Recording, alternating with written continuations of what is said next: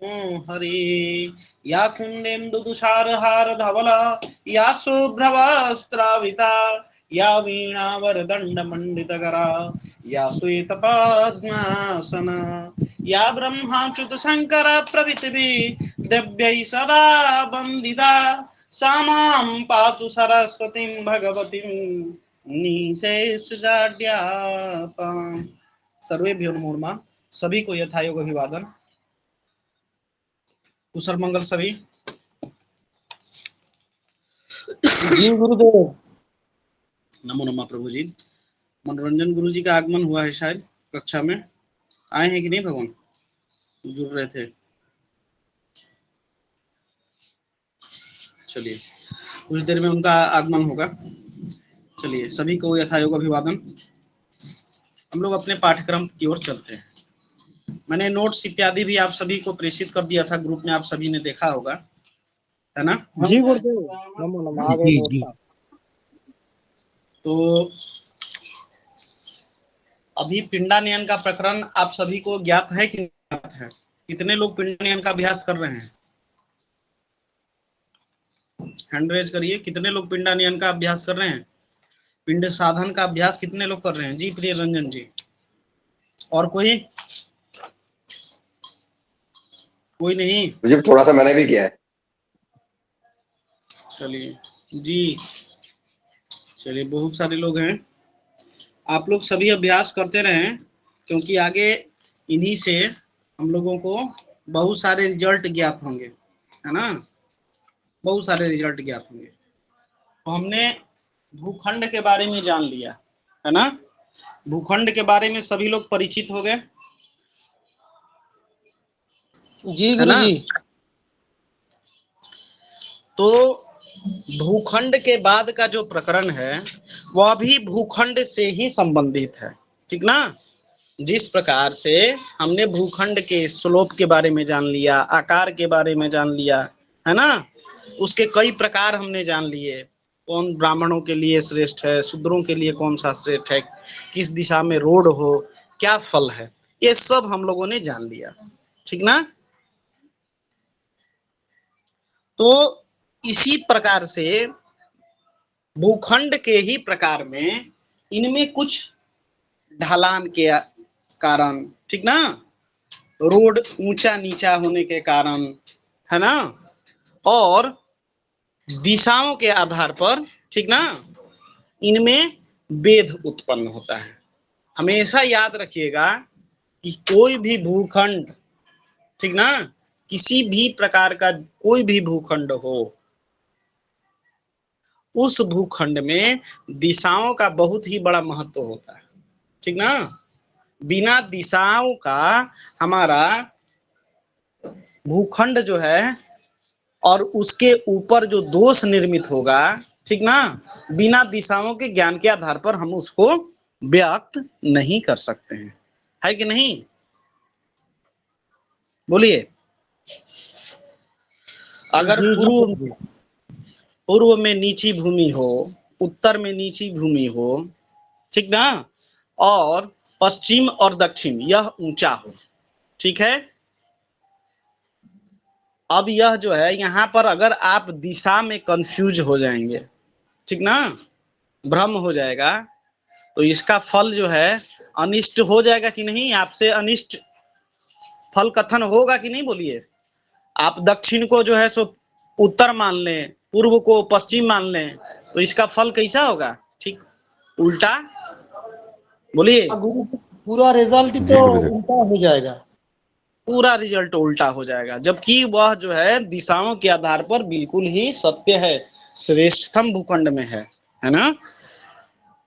तो दिशाओं का ज्ञान और दिशा के अनुरूप हमारे जो भूखंड में व्याप्त ढलान हो, उबड़ खाबड़ हो, है ना, उसके रोड इत्यादि जो कुछ भी हैं, ठीक है, इसके आधार पर उसमें हमारे दोष निर्मित होते हैं। इन्हीं दिशाओं और भूखंड की जो स्थिति है, प्राकृतिक व्यवस्थित जो स्थिति है, इसी के आधार पर इनमें कुछ दोष भी उत्पन्न होते हैं, है ना?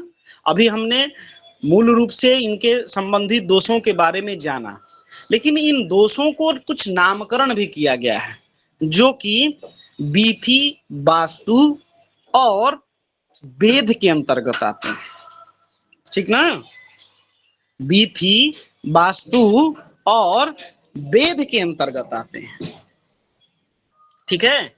इन बीथी, वास्तु और वेद को हमें भली भांति समझ के और उनका जो है शुभ अशुभ कथन जो है हमको जानना है। ठीक है? बीथी, वेद और वास्तु, ठीक ना? बीथी, वेद और वास्तु, सिंपल सा जो है सो यह है कि यह किसी न किसी प्रकार का भूखंड पे बाधा, इसके अरिष्ट फल, है ना, रुकावट, ठीक है, इन सभी को यह जो है व्याख्यान करता है कि नहीं? जो बीथी है, वेद है, वह किसी न किसी प्रकार का रुकावट दोष ही तो है। बोलिए, बीथी का मतलब ही होता है बाधा, रुकावट, और वेद का मतलब भी रुकावट ही है ना? और इसी भूखंड के कंडीशन के आधार पर उनको कई नामों से वास्तु, बीथी और वेद की संज्ञा दी गई है। ठीक है?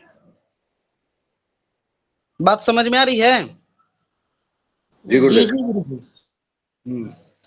तो आचार्य हमारे बारहमीर का कथन है कि 8 प्रकार की बीथियां होती हैं। ठीक है? यह बीथियां जो है भूमि के ढलान इत्यादि पर निर्भर करती हैं। ठीक है? 18 प्रकार के वास्तु होते हैं। ठीक है? 18 प्रकार के वास्तु होते हैं जो भूमि की वास्तविक स्थिति के बारे में शुभ अशुभ कथन को व्याख्यान करते हैं। इसके साथ साथ 11 प्रमुख वेदों के बारे में बताया गया है जो कि भूमि की प्रकृति के अनुसार उसका शुभ अशुभ कथन कहते हैं। तो हमें किसी भी प्रकार के भूखंड में वास्तु निर्माण करने से पहले, वास्तु निर्माण का मतलब वास्तु के अंतर्गत सभी चीजें आ जाती हैं, चाहे वह हमको मंदिर बनाना हो या हमको अपने रहने के लिए गृह निर्माण करना हो, घर का निर्माण करना हो, हमारे लिए कमर्शियल या किसी भी प्रकार का औद्योगिक, ठीक ना, प्रतिष्ठान इत्यादि की स्थापना करनी हो, इन सभी में यह वास्तु, बीथी और वेद, इन सब का भली भांति ध्यान रखना चाहिए और इसके निवारणार्थ, इसके निवारण के लिए हमको उपाय अवश्य करने चाहिए। ठीक है? कुछ सहज उपाय हैं और कुछ जो है हमको थोड़ी सी असहजता हो सकती है कि नहीं? ठीक है? यह जो बीथियां हैं, वेद हैं, यह आपके भूखंड में भ्रमण के कारण, है ना, अनावश्यक जो है अपना किस प्रकार से नदी इत्यादि जो है सो चलते चलते जो है सो अपना मार्ग इत्यादि कैसे बना लेते हैं। ठीक है? उसी में शुभ अशुभ चीजें जो है सो होती हैं कि नहीं? अब नदी यदि अपना सुनिश्चित मार्ग से यदि चले तो वह जो है नदी बहुत ही उपयोगी होगा जीवन के लिए, कल्याण के लिए, है कि नहीं? अगर उसी नदी में बाढ़ आ जाए या उसमें सूखा हो जाए, ठीक ना, सूख जाए नदी, तो जीवन अस्त व्यस्त होगा कि नहीं? बोलिए। जी होगा गुरु जी, होगा। तो यह जो है नदी का तो एक फिक्स मार्ग पे चलते रहना ही उसके अंदर में सकारात्मक ऊर्जा का प्रवाह लाएगा, जनजीवन के लिए भी सुफल होगा, है कि नहीं? बोलिए। जी बिल्कुल। तो उसी प्रकार से ये जितने भी वास्तु निर्माण हैं, जितने भी वेद हैं, जितनी भी बीथियां हैं आपके भूखंड में, ठीक ना, पहले से विद्यमान हो सकती हैं या फिर उसमें हमारे जो पंच तत्व हैं, है ना, उन पंच तत्वों में अव्यवस्था, असंतुलन इसके कारण भी निर्मित हो सकती है। ठीक है, ठीक है ना।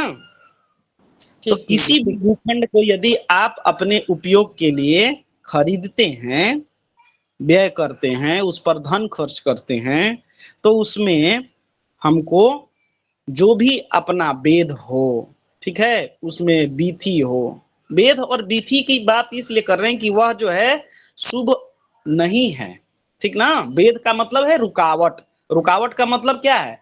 आप मकान बना रहे हैं, प्रतिष्ठान का निर्माण कर रहे हैं, ठीक ना, तो उसमें निरंतर प्रगति चाहते हैं ना, बोलिए। और उस प्रगति के मार्ग में किसी प्रकार का रुकावट आएगा तो उसको दूर करेंगे कि नहीं करेंगे? नहीं करेंगे तो वो बार बार आपको पीड़ित करेगा, प्रभावित करेगा। बोलिए। जी गुरुदेव, दूर करना जी। पड़ेगा।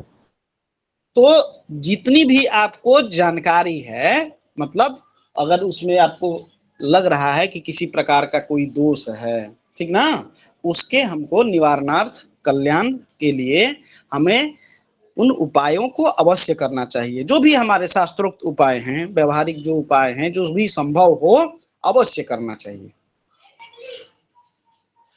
ठीक है, तो अब थोड़ा सा आप लोग नोट करना शुरू करिए। ठीक है, सबसे पहले हम लोग बात करेंगे बीथी पे, ठीक ना। बीथी का मतलब ध्यान रखिए, शाब्दिक अर्थ यही है कि बीथी का मतलब है रुकावट। ठीक है,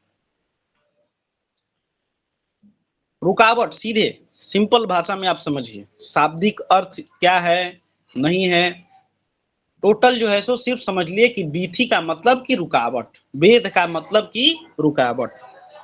ठीक है, तो 8 प्रकार की विधियां जो है बताई गई है।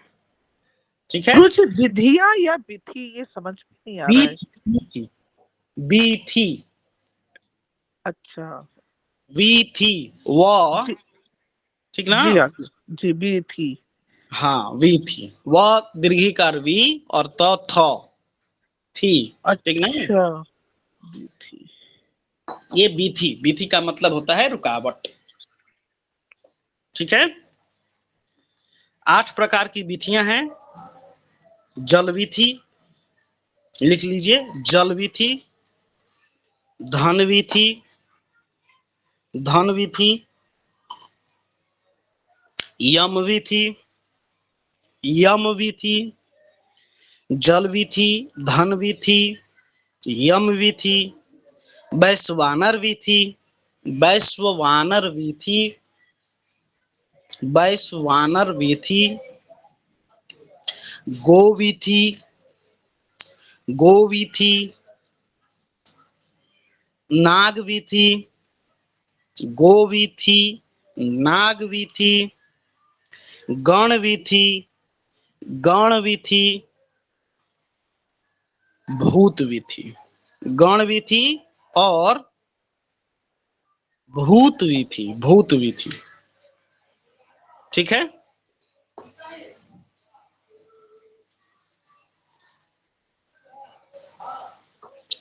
चलो। हाँ, ब्रिजेश तिवारी जी बोलिए प्रभु जी।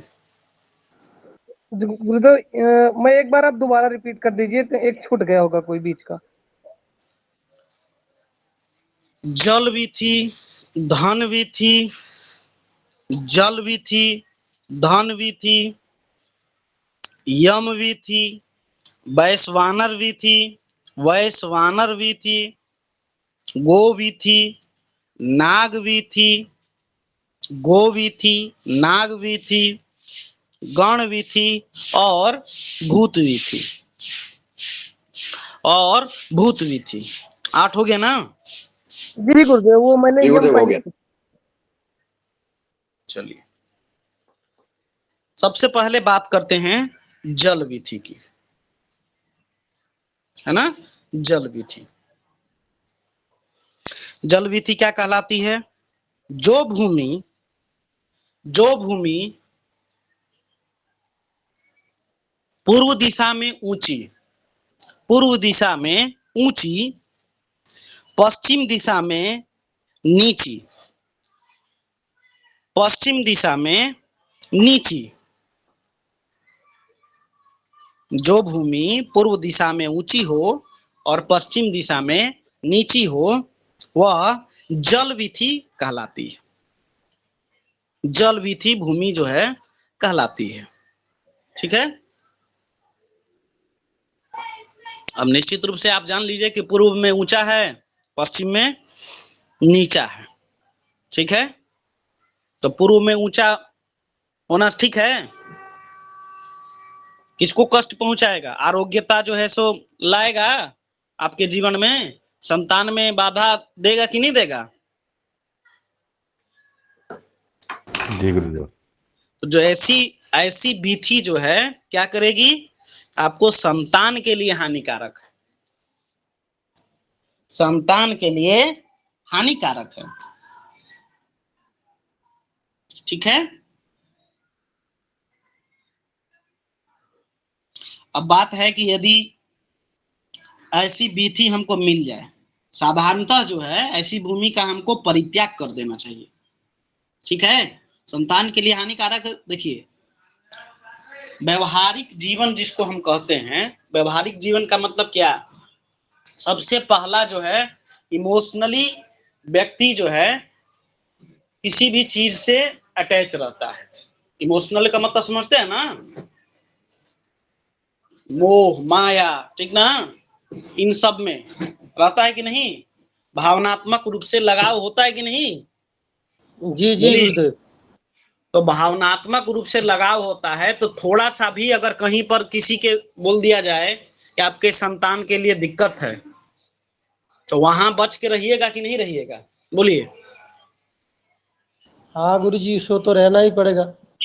उसके लिए क्या करेंगे? या तो छोड़ दीजिएगा, संभव है तो छोड़ दीजिएगा।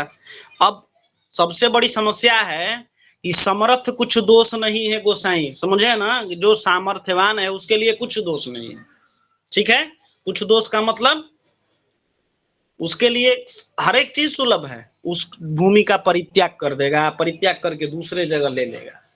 अब यदि आपको, ठीक है, जिसको हम लोग क्या बोलते हैं, मध्य वर्गीय फैमिली, न्यून वर्गीय फैमिली है कि नहीं, परिवार से यदि आप बिलोंग करते हैं, ऐसी भूमि आपको, एक तो भूमि मिल नहीं रही, वो भी यदि मिल रही है और आप उसका परित्याग कर दीजिएगा तो समस्या होगी कि नहीं होगी? तो व्यवहारिक चीजों को समझना भी है, इन चीजों को, कि हाँ भाई है तो उसके लिए निवारणार्थ हमको जो भी संभव हो वो करिए, और नहीं तो फिर भावनात्मक रूप से क्या, अब हमारे लिए मान के चलिए कि कोई भूमि मतलब मिल रही है, ठीक है, संतान के लिए कोई कर दिया कि संतान के लिए हानिकारक है या इसके लिए हानिकारक है, अब हम सीधे क्या करेंगे? भाई इसी को छोड़ दो, दूसरे जगह भूमि ले लो, चलो 2 पैसा महंगा पड़ेगा या कहीं और किसी तरीके से पड़ेगा। ठीक है।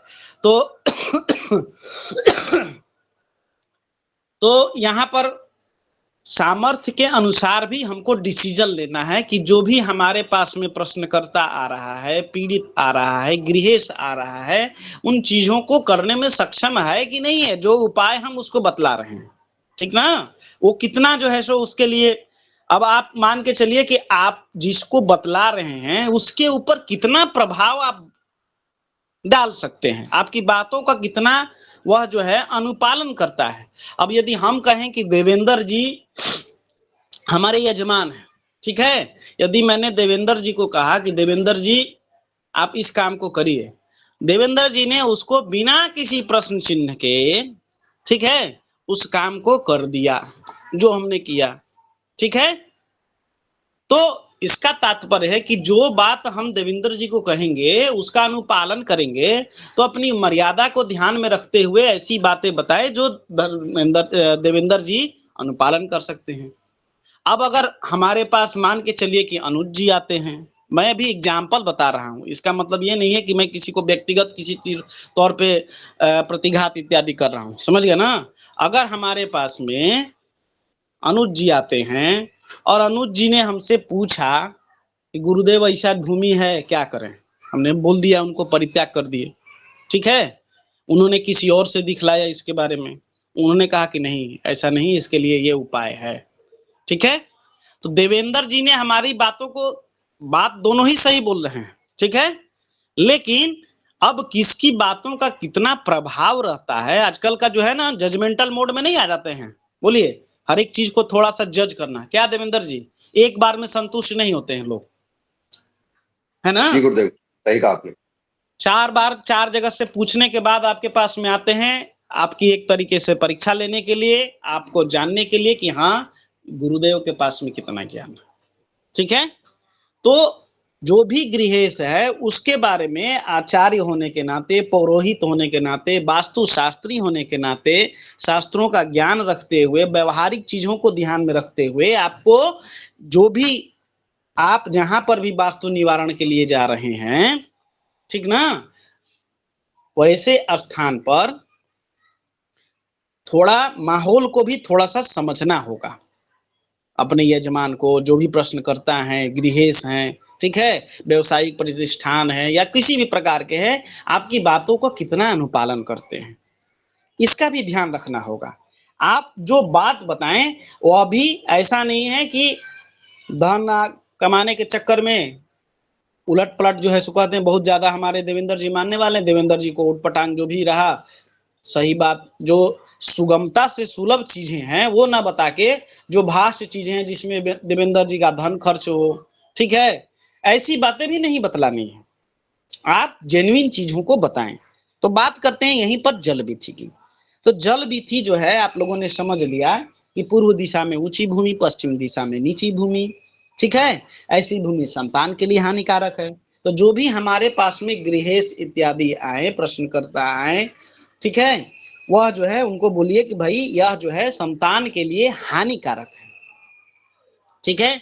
अब हानिकारक है, अब उसका जो है सो यदि आपके पास में कुंडली इत्यादि, जनपत्रिका इत्यादि है, यदि उस समय उपलब्ध है, आप देख लीजिए भूमि भवन इत्यादि का इसके ऊपर में कितना प्रभाव है, ठीक है।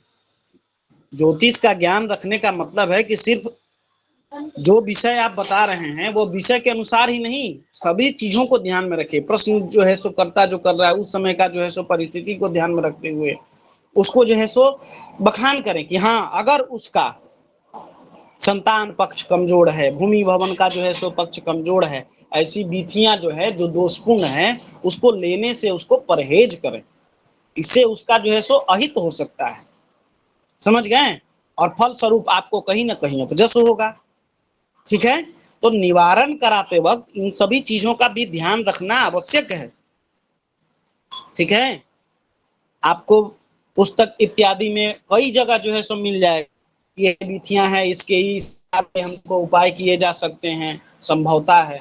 लेकिन कई बार ऐसा होता है कि उपाय करने के बाद भी उसकी जन्म पत्रिका इत्यादि बिना देखे, अगर उपलब्ध है तो अवश्य देखिए। उपलब्ध का मतलब क्या है, जितने संसाधन आपके पास में उपलब्ध हैं उन सबका उपयोग करके तब आपको किसी चीज का निर्णय लेना है, ठीक ना। और नहीं तो सीधे बोले कि हमारे मत में ऐसा है, आप इसका परित्याग कर सकते हैं, या जो संभव है उपाय इत्यादि आप करिए, कितना सूट करेगा ये आपके प्रारब्ध इत्यादि पर निर्भर करता है, ठीक है। तो ऐसी विधियों के बारे में आगे जो भी विधियां बताएंगे उन सब में इन चीजों का ध्यान रखिएगा, है ना प्रिय रंजन जी। जी जी गुरु जी बिल्कुल। जी गुरुदेव। सारी चीजों का जो है सो समावेश करके तब आप किसी प्रकार का कोई फल कथन इत्यादि करेंगे, ठीक ना। तो संतान पक्ष जिसका कमजोर हो और जल विधि उसको जो है सो भूमि मिल जाए, आप उसका उपाय कराएंगे, तो बताइए उसके लिए कारगर होगा, कुछ ना कुछ हद तक त्रुटियां हो जाएंगी, है ना देवेंद्र जी। जी गुरुदेव, जी गुरुदेव। जय गुरुदेव। तो ऐसा थोड़ा सा ध्यान में इन सभी चीजों को थोड़ा सा आपके पास में यदि संसाधन उपलब्ध है तो इसका जो है सो अवश्य ध्यान रखेंगे, ठीक ना। चलिए अब जल विधि का जो है सो निदान हम लोग देखते हैं कि निदान क्या है। निदान तो है कि ऐसी भूमि का आप परित्याग जो है सो कर दीजिए, ठीक है।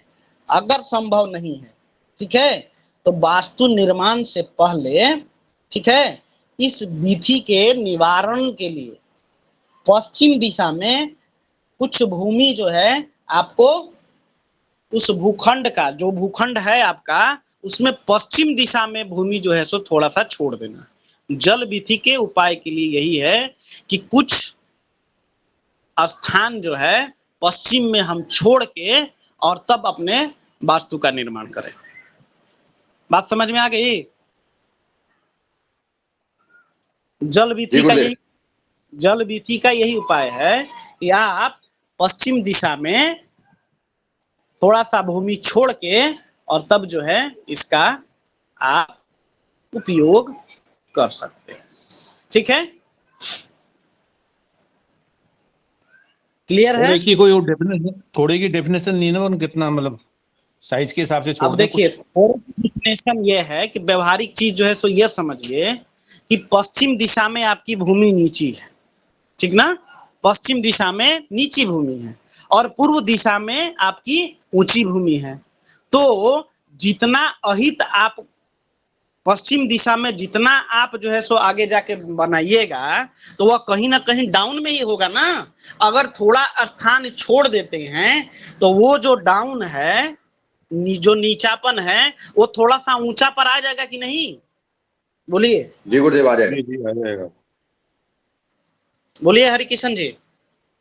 जी बिल्कुल आएगा, वो थोड़ा आ जाएगा। हाँ, तो यह जो है आपको जो मैक्सिमम जो है आपके लिए जो है नुकसान करने वाला है, उसमें कुछ ना कुछ कमी ले आएगा, है ना?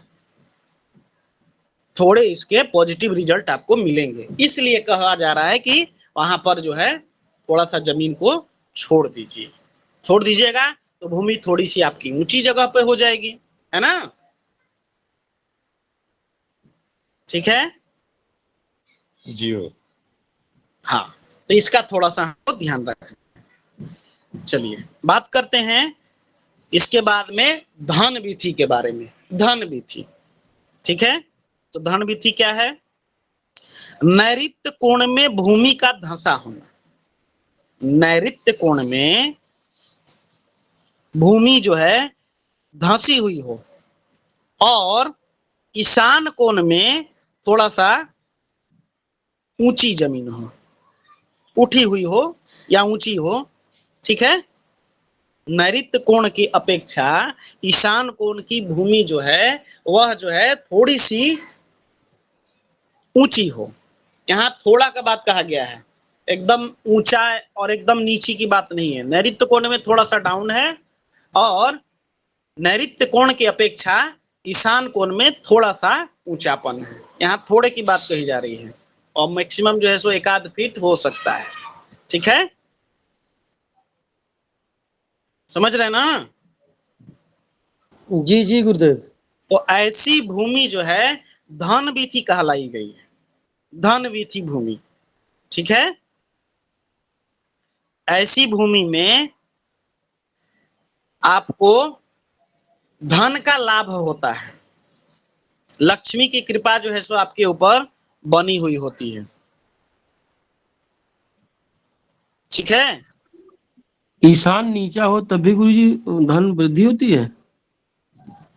ईशान की बात कर रहे हैं कि नैऋत्य कोण में, बाकी किसी कोण की हम बात नहीं कर रहे हैं। ठीक है, हम यहाँ बात कर रहे हैं नैऋत्य कोण। नैऋत्य यानी कि साउथ वेस्ट, ठीक ना? साउथ वेस्ट में जमीन जो है थोड़ी सी धंसी हुई हो, कोना इत्यादि जो है थोड़ा सा धंसा हुआ हो, कोण की बात कर रहे हैं। और ईशान कोण इससे थोड़ा ऊंचा हो। थोड़ा की ऊंचा मतलब 1 आध फीट, 6 इंच, 5 इंच, 4 इंच, ठीक है? इसकी जो है सो है ईशान कोण में ऊंचा हो। ठीक है, बाकी जगह की क्या स्थिति है उस पर बात नहीं करेंगे, वो बाकी चीजों में कवर जो है सो देखी जाएगी। कई बार होता है ना कि जमीन जो है सो एक ही में बहुत सारे कंडीशन सप्लाई हो जाते हैं, तो इन कंडीशंस को थोड़ा देखना है आपको। ठीक है, ऐसी भूमि जो है धन प्रदाता भूमि कही गई है। ऐसी भूमि में वास करने से गृहेश, घर में रहने वाले लोग, लक्ष्मी की कृपा इन पर बनी रहती है। ठीक है, ठीक है, सब प्रकार के आपको लक्ष्मी की जो है सो कृपा बनी रहती है। अब है यम विधि। यम विधि, यम विधि क्या है? तो उत्तर में ऊंचा और दक्षिण में नीचा, उत्तर में ऊंचा और दक्षिण में नीची भूमि जो है उत्तर दिशा में ऊंची हो और दक्षिण दिशा में नीची हो, ऐसी भूमि यमवीथी भूमि कहलाती है। ठीक है, यह अशुभ प्रभाव वाली होती है, अशुभ प्रभाव। ठीक है, अब इसके पीछे का क्या है, हमने आपको उस दिन ध्रुव बताया था ना, पृथ्वी का मैग्नेटिक पोल। बोलिए, तो प्राकृतिक नियम के प्रतिकूल होता है कि नहीं? बोलिए, साउथ पोल नॉर्थ पोल के बारे में जानते ही होंगे, उत्तरी ध्रुव दक्षिणी ध्रुव। बोलिए। जी गुरुदेव। तो यह जो है प्राकृतिक नियमों के अनुकूल नहीं होती है, इसके विपरीत होती है। ठीक ना? ऐसी भूमि पर वास करने से अनेक प्रकार की शारीरिक जो है पीड़ाएं आपको होंगी, शारीरिक पीड़ा, शारीरिक रोग, स्वास्थ्य जो है सो हमेशा गड़बड़ रहेगा, शरीर में कष्ट होगा, क्लेश होगा, स्वास्थ्य गड़बड़ होगा। ठीक है,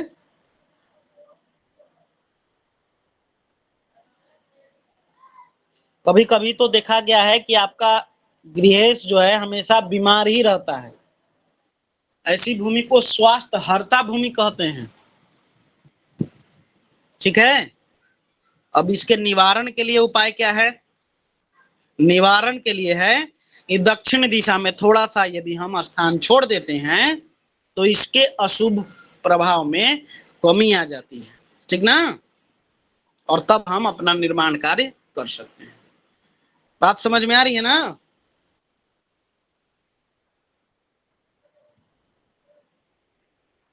आवाज नहीं जा रही है क्या मेरी? जी गुरुदेव।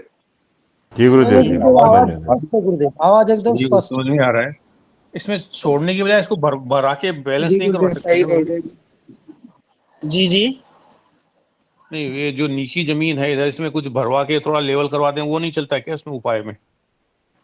हाँ, तो लेवल के लिए हमने आपको बताया ना कि अपने किसी भी भूमि को पूरी तरीके से सपाट कर दीजिए, पूरी तरीके से समतल कर दीजिए, तो उसके दोष स्वतः ही समाप्त हो जाते हैं। हमने बताया ना कि भूमि कैसा होना चाहिए, आईने की तरह उसका लेवल एकदम बराबर, ऐनक होता है ना, मिरर, जी जी, उसकी तरह उसको होता है, पूरी लेकिन तरीके से लेवल हो, समतल हो। वैसी भूमि जो है सो बहुत शुभ मानी गई है। इसमें कह रहे हैं दक्षिण का छोड़ देना चाहिए, कोना छोड़ने की बजाय इसको समतल कराना ज्यादा बढ़िया नहीं हो सकता है क्या? ऐसा नहीं, थोड़ा सा इसमें जो है सो अशुभ प्रभाव में कमी आ जाएगी, या तो पूरी तरीके से इसको समतल करा दें। ठीक ना? जी और जी, या तो इसको जो है जो बताया जा रहा है विधियां, उसके अनुसार जो है सो इसका उपाय कर दें। तो उसका कारण भी हम बता ही रहे क्यों छोड़ दें, क्योंकि थोड़ा सा यदि भाग हम छोड़ देते हैं तो उसके शुभ प्रभाव में थोड़ी सी जो है सो न्यूनता आ जाती है और शुभ फलों की आपको जो है सो वृद्धि हो जाती है।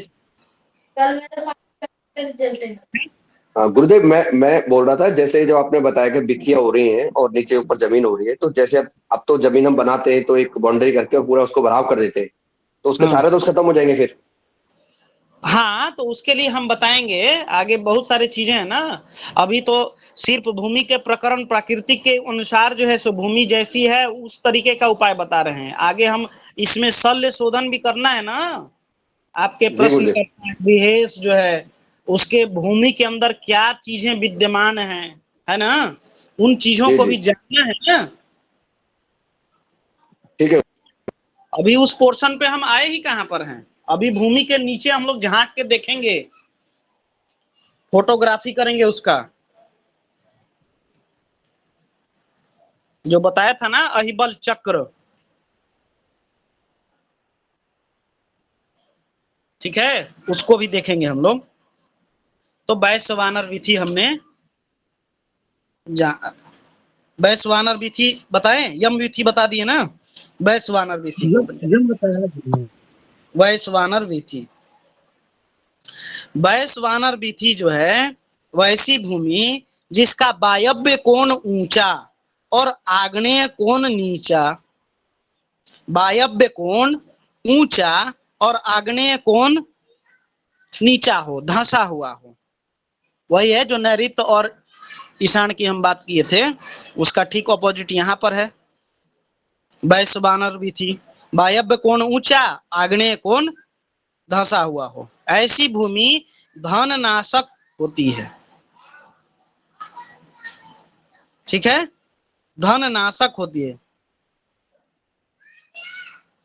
ठीक है, ऐसी भूमि में लक्ष्मी का आवागमन यदि हो भी जाए, लक्ष्मी का आगमन हो भी जाए, ठीक ना, तो वह स्थिर नहीं रहती है। ठीक है, ऐसी भूमि में लक्ष्मी का आगमन हो भी जाए, यानी कि गृहेश यदि खूब कमाता हो, ठीक ना, बहुत पैतृक संपत्ति इत्यादि हो उसके पास में, ठीक है, तो भी वह जो है उसका धन नाश होना निश्चित है। ऐसी भूमि का परित्याग कर देना चाहिए, इसका कोई उपाय नहीं है, इस विधि का कोई उपाय नहीं है। ठीक है, इसको हमको परित्याग ही कर देना चाहिए। ठीक है, फिर भी यदि मान के चलिए निर्माण करना हो तो बस वही है, दूसरा उपाय कुछ नहीं, समतल कर दीजिए और उसको प्रयोग में लीजिए। ठीक है, ठीक है, जी गुरुदेव। जय गुरुदेव। हाँ, अब आते हैं हम लोग गो विधि। ठीक है, भूमि पूर्व में और पश्चिम हो, जो भूमि पूर्व में, मुझे आवाज नहीं आई। जिस भूमि में पूर्व दिशा नीचा हो और पश्चिम दिशा ऊंचा हो, इस भूमि में पूर्व दिशा नीचा और पश्चिम दिशा ऊंचा हो, ऐसी भूमि को गोविथि कहते हैं, गोविथि। ठीक है, यह भूमि गृह स्वामी हेतु सर्वश्रेष्ठ मानी गई है, गृह स्वामी हेतु सर्वश्रेष्ठ मानी गई है। ठीक है, यह वंश वृद्धि करने वाली होती है, वंश वृद्धि, मनोवांछित संतान देने वाली। ठीक है,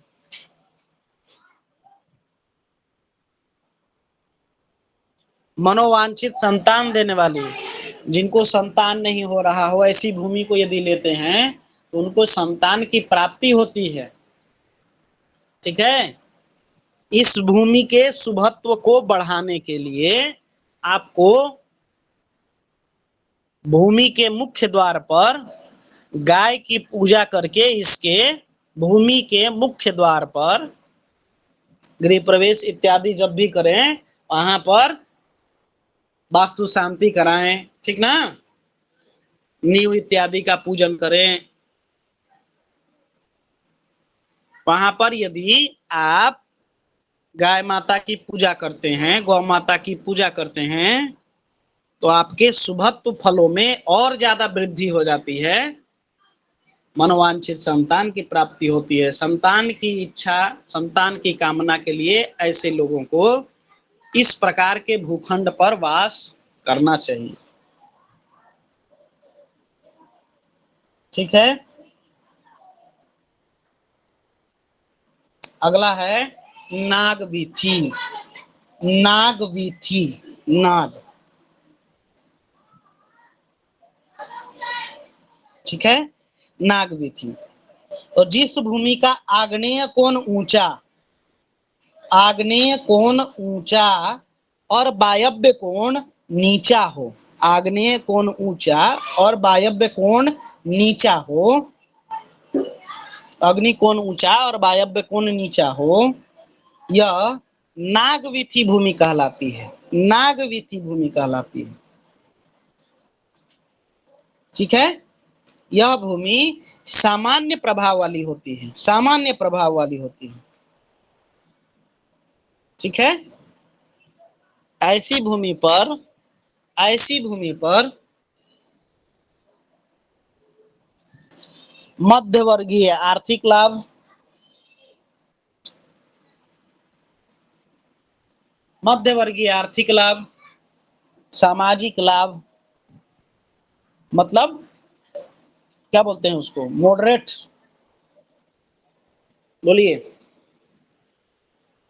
मध्यम फल देने वाला, मध्यम आर्थिक फल, मतलब बहुत ज्यादा ना तो धन का नुकसान ना बहुत ज्यादा धन का लाभ, मध्य, मिडिल में।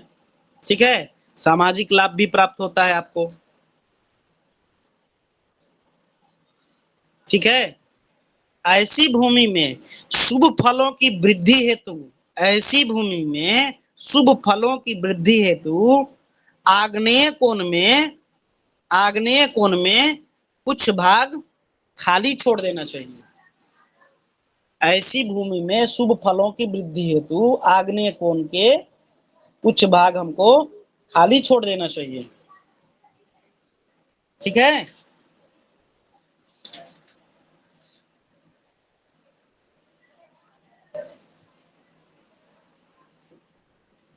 आगे गणविधि, गणविधि, गणविधि।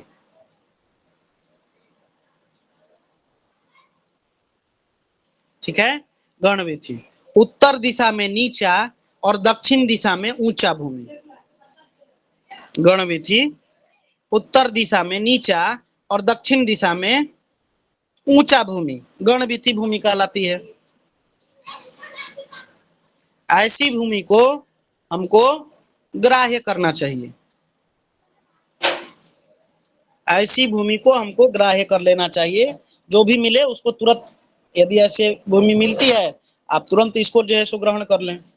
ठीक है, ऐसी भूमि पर निवास करने से आपको स्वास्थ्य लाभ हमेशा बना रहता है, स्वास्थ्य का लाभ बना रहता है। ठीक है, ऐसी भूमि को आरोग्यकारी भूमि कहा जाता है, ऐसी भूमि को आरोग्यकारी कहा जाता है, मतलब आपको स्वास्थ्य का लाभ हमेशा होते रहेगा। ठीक है,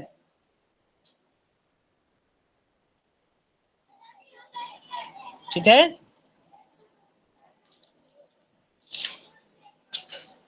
जी गुरुदेव, जी गुरुदेव। यह जो है आपको आरोग्यता प्रदान करने वाला। ठीक है, इस भूमि में यदि कुछ स्थान यदि हम लोग खुला छोड़ देते हैं, है ना, उत्तर दिशा में भूमि थोड़ी सी छोड़ दें, ठीक है, ऐसी भूमि में, ऐसी भूमि में यदि भूखंड के आप चारों तरफ भी अगर छोड़ देते हैं जमीन का कुछ भाग, तो यह जो है आपको शुभ फलों में वृद्धि करती है। ठीक है, चारों तरफ यदि खुला छोड़ने का मतलब क्या है, चारों तरफ से एकदम स्वतंत्र छोड़ दे, स्वच्छंद रूप से, है ना।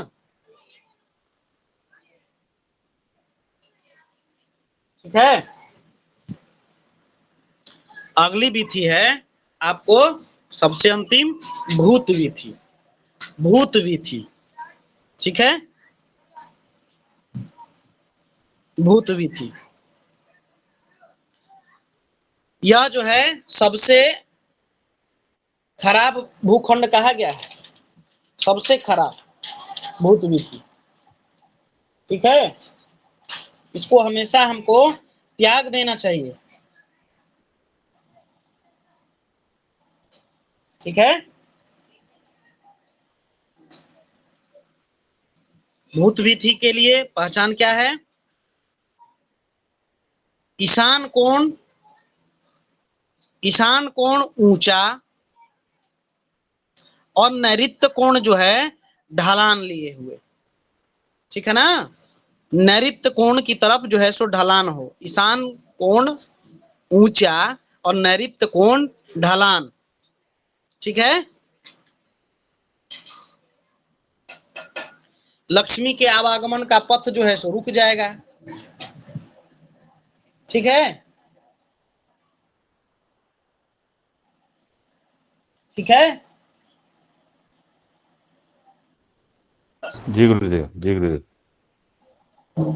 ऐसी भूमि में, ठीक ना, ऐसी भूमि के लिए हमको क्या करना चाहिए? इसके दो उपाय हैं, ठीक है। या तो इसको धन वीथी में कन्वर्ट कर ले। धन वीथी के लिए क्या बताए थे? नैऋत्य कोण में भूमि धसा होना और ईशान कोण में ऊंचा, ठीक है। तो थोड़ा सा भाग जो है सो हम इसको समतलीकरण इत्यादि करके इसको धन वीथी कहला लें, तो यह जो है धन से हमको लाभ मिलेगा। बोलिए, ऐसा कर सकते हैं ना? जी गुरुदेव बिल्कुल कर सकते हैं। अपन भूत वीथी जो जमीन है वह क्या है? ईशान कोण में ऊंचा और नैऋत्य कोण पूरी तरीके से ढलान लिए हुए हो, तो इसको हम धन वीथी में कन्वर्ट कर सकते हैं ना। ईशान कोण में क्या था? ऊंचा रहेगा और नैऋत्य कोण में धसा हुआ रहेगा, ठीक है। थोड़ा सा जो है सो पोर्शन धसा हुआ रहे। और यहाँ है कि आपका जो भूमि का ढलान है वह ईशान कोण से नैऋत्य कोण की ओर पूरी तरीके से ढलान लिए हुए है, तो यह जो है भूत विधि कहलाती है। ऐसी भूखंड पर हमको वास नहीं करना चाहिए, लक्ष्मी का आवागमन रुक जाएगा, स्वास्थ्य हेतु जो है सो हानिकारक माना गया है, ठीक है। स्वास्थ्य के प्रति लोग जो है सो जूझते रहेंगे। घर के जो गृह स्वामी हैं, घर के अन्य सदस्य हैं, उस सब के ऊपर परिस्थिति जो है सो कष्टपूर्ण ही रहेगा, ठीक है ना। तो इसको हम धन वीथी बना लें और नैऋत्य कोण में कुछ स्थान हमको खाली छोड़ देना चाहिए। नैऋत्य कोण में कुछ स्थान हमको खाली छोड़ देना चाहिए, ठीक है। तो आज हमने आप लोगों को विधि बता दी। गुरुदेव का आगमन हुआ है। नमो नमः भगवान, स्वागत है आपका। गुरुदेव के कुछ कथनों के पश्चात हम लोग आज के प्रश्नों पर बात करेंगे। जी नमो नमः प्रभु जी। ऋषि पांडे जी, आप कुछ कहना चाहते हैं? गुरुदेव नमो नमः। वो गुरुदेव के सम्मान में हैंड उठाया था। ठीक है, बोलिए। स्वागत। सर्वेभ्यो नमो नमः। जी गुरु जी नमो नमः। नमो नमो गुरुदेव, प्रणाम।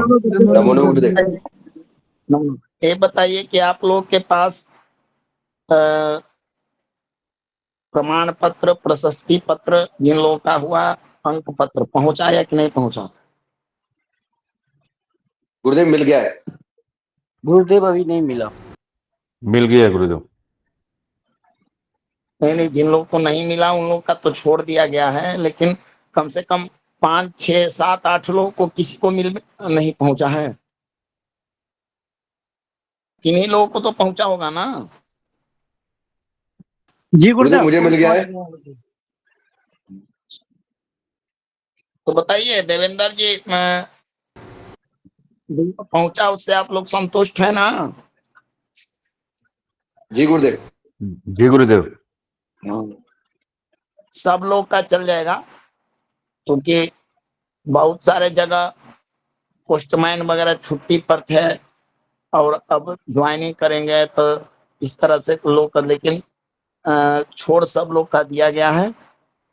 कुछ लोग का छूटा हुआ था तो वो भी छोड़ दिया गया है।